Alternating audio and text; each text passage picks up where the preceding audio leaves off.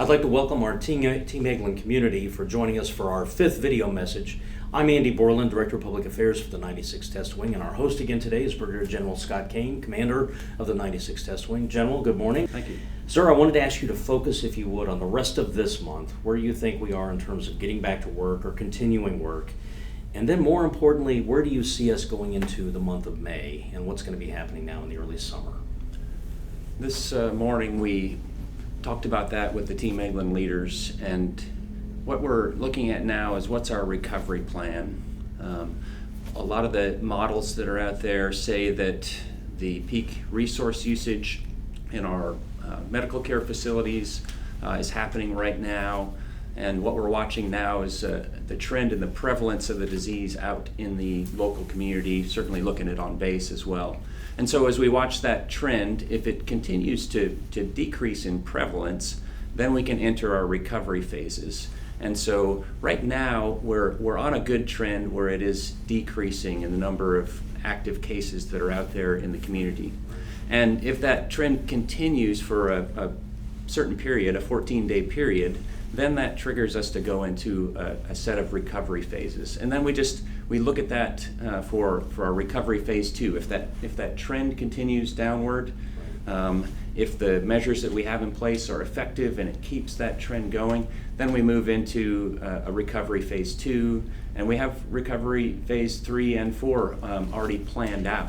Which one of those is when we actually get back to what I would consider to be normal operations across the base? Yeah, that's it's still a little fluid. It's a question that really the new normal is a better way to put that, because some of the things that we're doing now we're going to be doing for a long time. Telework, for example. Right. We're going to be doing more telework for a long period for a number of reasons, not just because of COVID-19, but that's a practice that we're going to continue for quite a while.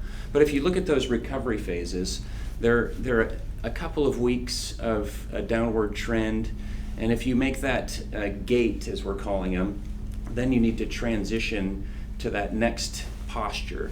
And so that's a 3-week kind of period where you would then transition to that next posture.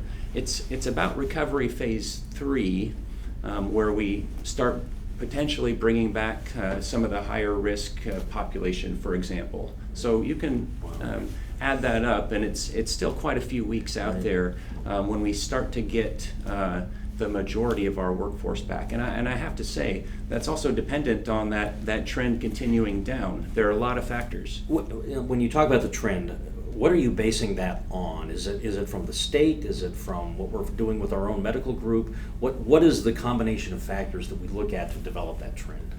A lot of factors, but the primary one that we're looking at right now is that prevalence. So that is, how many cases are active out there? And we're looking at the 4 counties surrounding Eglin as our population that we're counting in that. So we use the data from the base, we use the data from the surrounding counties, because that's where our workforce lives as well.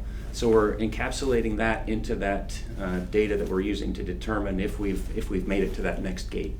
It seems like, though, over the last 5 weeks that we've been going through this current phase, if you will, we've been pretty successful. Taking care of airmen, I think, still continues to be your key focus, but at the same time preserving and continuing the mission that we can. You've talked about some success stories in the past, and last week in particular.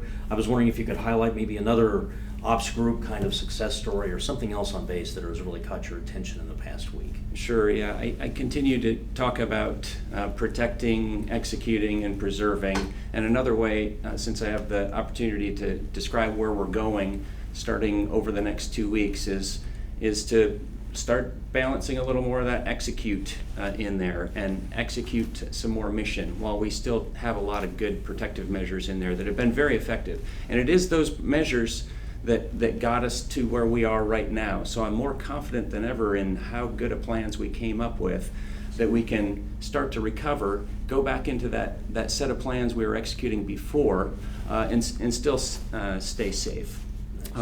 I have to I'll talk about 2 groups in general. I haven't given enough credit probably to our communications squadron out of the mission support group because I talked about things like telework. Well, there are all sorts of other digital platforms that they have really stepped up and enabled to do virtual meetings of all kinds. And I think that is going to be a way to continue work at Team Eglin in the future. Our comm squadron in particular showed me the plan of what their daily battle rhythm looks like now using a set of those platforms. And it's really a whole new way of doing business and communicating within a squadron. And the feedback that's coming back from the airmen is that the collaboration and the communication is better than ever. So it's really changed how we look at what a squadron is and how it operates, and I think that's going to have big impacts for a while. The other one I've got to mention is our med group, and we've mentioned revolutionizing medicine and telemedicine and the pharmacy, but also just caring for patients. Not just patients that are presenting with potentially COVID symptoms, but they've continued to care for other patients throughout this, continued to support very critical functions for our community. And my hat's off to our medical team for some of the things they've been able to accomplish during this. Excellent. Any final thoughts, sir? We're going to need to wrap up, and I want to see if you have one final comment you'd like to make for everyone. Yeah, I wanted to echo something that I told the Team Eglin leaders and commanders this morning, and that's that as we change our posture here, we've got to remember that people are the point. And not just for protecting our people, but really at the end of this crisis, certainly there will be some teams like the medical group who have literally saved lives. There will be people in the community we've protected by doing all the COVID protective measures that we've put in place. But more important than anything, I think what might measure our success at the end of the day is how we've taken care of our people, and that means how many families in need that you helped, how many families that have deployed members that we took care of, how many fears did we allay in the population or anxieties did we reduce by staying connected and by engaging with each other and taking care of our community. So I want everyone to remember that really people are the point, and at the end of the day, we need to be focused on that. Excellent. Thank you, sir. Appreciate you joining us again today. Thanks, Andy.